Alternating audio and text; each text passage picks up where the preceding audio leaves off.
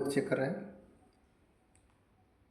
ಸಾಮಾಜಿಕ ಬದುಕಿನ ಸಾಮಾಜಿಕ ಜನರ ವಾಸ್ತವಿಕ ಬದುಕಿನ ಕೆಲವು ಮಹತ್ವದ ವಿಷಯಗಳನ್ನು ಜೀವನಕ್ಕೆ ಸಂಬಂಧಪಟ್ಟಂತೆ ಕೆಲವು ಯಶಸ್ವಿನ ಮಾತುಗಳು, ವಿಚಾರಗಳು ಈ ವಿಡಿಯೋದಲ್ಲಿ ಹೇಳಿದ್ದೇನೆ.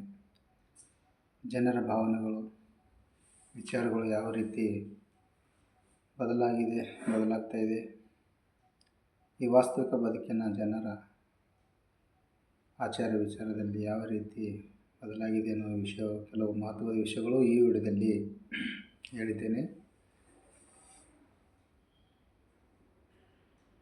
ಇಲ್ಲಿ ಪ್ರತಿಯೊಬ್ಬ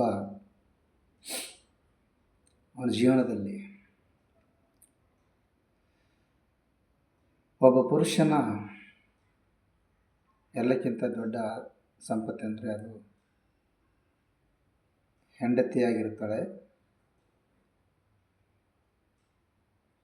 ಒಂದು ವೇಳೆ ಅವನ ಹಣೆಬರಹದಲ್ಲಿ ಅವಳು ಸರಿಯಾಗಿ ಸಿಕ್ಕರೆ ಅವನ ಜೀವನವು ಸ್ವರ್ಗಮಯವಾಗಿರುತ್ತದೆ, ಸುಂದರವಾಗಿರುತ್ತದೆ. ಒಂದು ವೇಳೆ ಸರಿಯಾಗಿ ಸಿಗದಿದ್ದರೆ ಅವನ ಜೀವನವು ನರಕ ಆಗಿರುತ್ತದೆ. ಏಕೆಂದರೆ ಒಂದು ಹೆಣ್ಣು ಸಂಸಾರದ ಕಣ್ಣು ಇದ್ದಂಗೆ, ಸಂಸಾರಕ್ಕೆ ಕಣ್ಣಾಗಿರಬೇಕು ಹೊರತು ಮಣ್ಣಾಗಿರಬಾರ್ದು. ಅವಳು ಸಂಸಾರಕ್ಕೆ ಶಕ್ತಿಯಾಗಿರುತ್ತಾಳೆ. ಮನಸ್ಸು ಮಾಡಿದರೆ ಗಂಡನಿಗೆ ರಾಜನಾಗಿ ಮಾಡುತ್ತಾಳೆ ಮತ್ತು ಹೆಜ್ಜೆ ಹೆಜ್ಜೆಗೂ ಆಸರೆಯಾಗಿ ನಿಲ್ಲುತ್ತಾಳೆ. ಈ ಜೀವನದಲ್ಲಿ ಸೋಲು ಗೆಲುವಿನ ಆಟದಲ್ಲಿ ಗೆಲುವು ಅನ್ನೋದು ಒಂದು ನೆರಳಿದ್ದಂಗೆ. ನೀನು ಅದನ್ನು ಹಿಡಿಯಲು ಕಷ್ಟಪಡಬೇಡ. ನಿನ್ನ ದಾರಿಯಲ್ಲಿ ನೀನು ಸಾಗ್ತಾ ಇರು, ಅದು ತನ್ನಷ್ಟಕ್ಕೆ ತಾನೇ ನಿನ್ನ ಬೆನ್ನ ಹಿಂದೆಯೇ ಬರುತ್ತದೆ. ಆದರೆ ಒಂದು ಮಾತು, ನೀನು ಇಡುವ ಹೆಜ್ಜೆ ಬೆಳಕಿನತ್ತ ಬಿದ್ದರೆ ಮಾತ್ರ ಆ ನೆರಳು ಸಿಗುತ್ತದೆ. ಇದು ಯಾವತ್ತೂ ಮರಿಬೇಡ. ಬರುವಾಗ ಬೆತ್ತಲೆ, ಹೋಗುವಾಗ ಬೆತ್ತಲೆ. ಸಂಸಾರದಲ್ಲಿ ಇರುವುದು ಬರೀ ಕತ್ತಲೆ. ನಿನಗ್ಯಾಕೆ ಬೇಕು ಆಸೆಯ ಬಲೆ? ಆಸೆ ಇರಲಿದ್ದರೆ ಸಂತೋಷದ ನೆಲೆ. ಬರಬೇಕು ನಿನ್ನ ಸಂಸಾರಕ್ಕೆ ಒಳ್ಳೆಯ ಬೆಲೆ. ಕಲಿಬೇಕು ತಮ್ಮ ಬದುಕಿನ ಕಲೆ, ಆವಾಗಲೂ ಇರುವುದು ನಿನ್ನ ಅಡುಗೆಯ ಒಲೆ. ಸರಿಯಾಗಿ ಹೊಂದಿಕೊಂಡು ಹೋದರೆ ಜೀವನದ ನೆಲೆ. ಸಂಸಾರದ ಬಗ್ಗೆ ಅರಿಯದಿದ್ದರೆ ನೀರಿನ ಅಲೆ. ತಿಳಿದು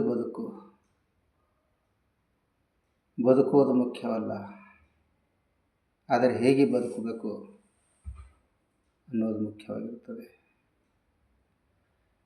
ಇಲ್ಲಿ ಸಮಾಜದಲ್ಲಿ ಕೆಲವು ಜನರು ಕಡಿಮೆ ಬುದ್ಧಿಯುಳ್ಳವರು ಅಣಕಿಸುತ್ತಾರೆ. ಜೀವನದ ಬೆಲೆಯ ಬಗ್ಗೆ ತಿಳಿಯದವರು ಅಸಹ್ಯ ಪಡುತ್ತಾರೆ. ಮತ್ತು ವಂಚಕರು, ನೀಚಕರು ಇವರು ಯಾವಾಗಲೂ ನಿಂದೆ ಮಾತಾಡೋದರಲ್ಲಿಯೇ ಕಾಲ ಕಳೆಯುತ್ತಾರೆ. ಮತ್ತು ಏನೂ ಉಪಯೋಗಕ್ಕೆ ಬಾರದವರು ಯಾವಾಗಲೂ ಅನುಮಾನ ಪಡುತ್ತಾರೆ. ಇದು ಸಮಾಜದಲ್ಲಿ ಕೆಲವು ಜನರ ಬುದ್ಧಿನೇ ಅಷ್ಟೇ ಆಗಿರುತ್ತದೆ. ಇಲ್ಲಿ ಯಾರಿಗೂ ಮನನೊಲಿಸಿ ಮಾತನಾಡಬೇಡಿ. ಏಕೆಂದರೆ ದೇಹಕ್ಕೆ ಆದಂಥ ಗಾಯ, ಪೆಟ್ಟು ವಾಸಿಯಾಗುವುದು. ಆದರೆ ಮನಸ್ಸಿಗೆ ಆದಂಥ ಗಾಯ ಇದು ಸಾಯುವವರೆಗೂ ಮರೆಯಲು ಆಗಲ್ಲ. ಮಾತನಾಡುವಾಗ ಸ್ವಲ್ಪ ಎಚ್ಚರ ಇರಲಿ. ನಿಮ್ಮ ಜೀವನದಲ್ಲಿ ಎಲ್ಲಕ್ಕಿಂತ ದೊಡ್ಡ ವೈರಿ ಅಂದರೆ ನಿಮ್ಮ ಬಾಯಿನೇ. ನಿಮ್ಮ ಜೀವನದಲ್ಲಿ ಸಮಸ್ಯೆಗಳು ಬೇಡ ಅಂತಂದರೆ ನಿಮ್ಮ ಬಾಯಿ ನಾಲಿಗೆ ಹಿಡಿತದಲ್ಲಿಡಬೇಕು. ನಿಮ್ಮ ಜೀವನದ ಗೆಲುವಿಗಾಗಿ ಇಲ್ಲಿ ಶಿಕ್ಷಣವು ಅತಿ ಅವಶ್ಯಕವಾಗಿ ಬೇಕು. ಶಿಕ್ಷಣವಿಲ್ಲದೆ ಏನೂ ಸಾಧಿಸಲು ಆಗುವುದಿಲ್ಲ. ಶಿಕ್ಷಣದಿಂದ ಇಡೀ ಜಗತ್ತನ್ನೇ ಗೆಲ್ಲಬಹುದು. ಗೆಲುವಿನ ಜೀವನ ಸಾಧಿಸಲು ಶಿಕ್ಷಣವು ಅಗತ್ಯ. ಶುದ್ಧ ಆಸಕ್ತಿ, ಅಭಿಮಾನ, ಉತ್ಸಾಹ ಇದೆ. ನಿತ್ಯ ಇರಲಿ. ವಿದ್ಯೆ ಇಲ್ಲದವನ ಹದ್ದಿಗೂ ಕಡೆ ಎಂಬುದು ಸತ್ಯ. ಈ ಮಾತು ಆನಂದಿ. ಓದಿ ಜೀವನದಲ್ಲಿ ನೆಲಿ.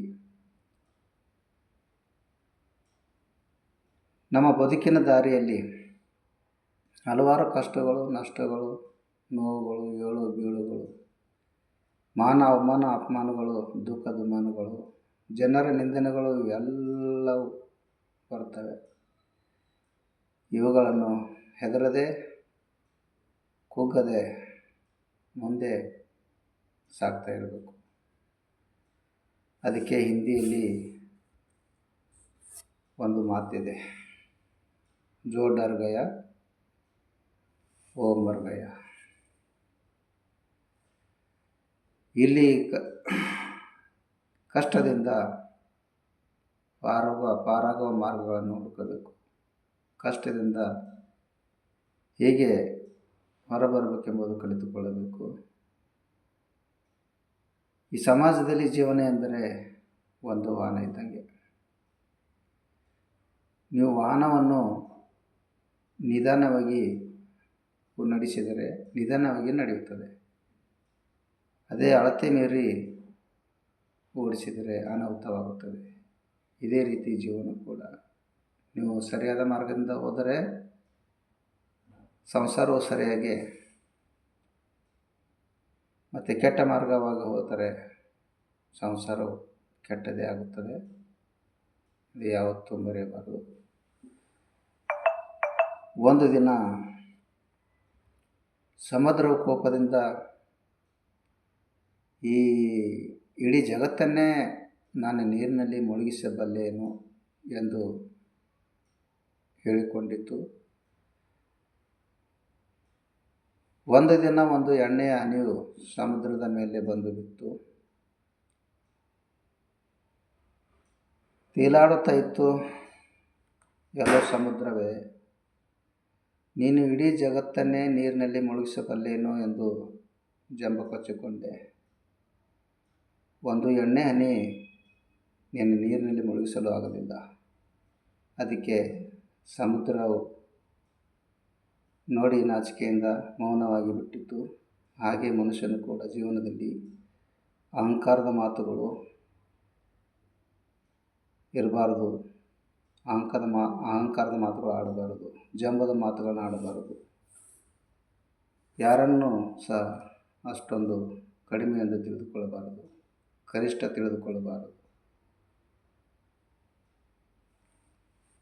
ತಮ್ಮ ನಿನ್ನ ಜೀವನದಾಗ ನೀನು ಪಡುತ್ತಿರುವ ಕಷ್ಟ, ಸಂಕಷ್ಟಗಳು, ನೋವುಗಳು, ನಲಿವುಗಳು ಯಾರಿಗೂ ಅವಶ್ಯಕತೆ ಇಲ್ಲ. ಯಾರಿಗೂ ಬೇಕಾಗಿಲ್ಲ. ನೀನು ರೋಧಿಸುತ್ತಿರುವುದು, ದುಃಖಿಸುತ್ತಿರುವುದು ಕಣ್ಣೀರಿನ ಹನಿಗಳು ಈ ಸಮಾಜದ ಜನರ ಕಣ್ಣಿಗೆ ಕಾಣಿಸುವುದಿಲ್ಲ. ನಿನಗೆ ಆದಂಥ ನೋವು, ನಿನ್ನ ಮನಸ್ಸಿಗೆ ಆದಂಥ ಗಾಯ ಇಲ್ಲಿ ಯಾರಿಗೂ ಬೇಕಾಗಿಲ್ಲ. ಆದರೆ ಒಂದೇ ಒಂದು ತಪ್ಪು ಕಂಡು ಬಂದರೆ, ನಿನ್ನಿಂದ ಒಂದು ಸಣ್ಣ ಚಿಕ್ಕ ತಪ್ಪು ಕಂಡು ಬಂದರೆ ಸಮಾಜದ ಜನರು ನಿನ್ನನ್ನು ಬೆರಳು ಮಾಡಿ ತೋರಿಸುತ್ತಾರೆ. ಮತ್ತು ಸಮಾಜದ ಸಾವಿರಾರು ಜನರು ಮಾತನಾಡುತ್ತಾರೆ. ಇದೇ ಈಗಿನ ವಾಸ್ತವಿಕ ಸತ್ಯ. ನಿನ್ನ ಜೀವನದಲ್ಲಿ ದುಡಿದು ತಿನ್ನು, ಅದರಲ್ಲಿ ಸುಖ ಇದೆ. ಇನ್ನೊಬ್ಬರನ್ನು ಹೊಡೆದು ತಿನ್ನಬೇಡ. ಇನ್ನೊಬ್ಬರ ಗೋಣು ಮುರಿದು ತಿನ್ನಬೇಡ, ಅದರಲ್ಲಿ ಪಾಪ ಇದೆ.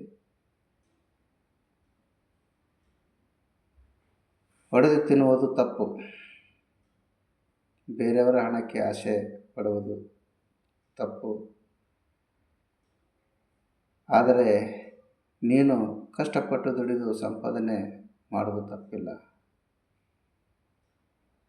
ಬಂದ ಸಿರಿತನ ಅನುಭವಿಸುವುದು ತಪ್ಪಿಲ್ಲ.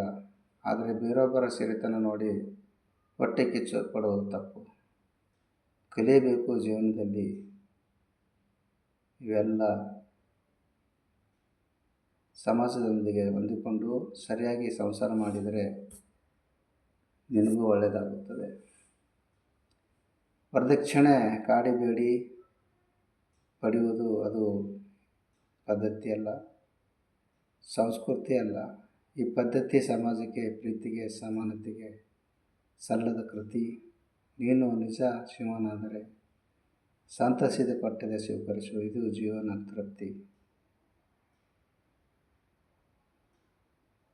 ಇಲ್ಲಿ ಜೀವನದಲ್ಲಿ ನಮ್ಮ ಜೀವನ ಅಂದರೆ ಕಬಡ್ಡಿ ಆಟ ಇದ್ದಂತೆ. ಅರಿತು ಆಡಿದರೆ ಮಜನೋ ಮಜಾ, ವಿಜಯವು ಕೂಡ.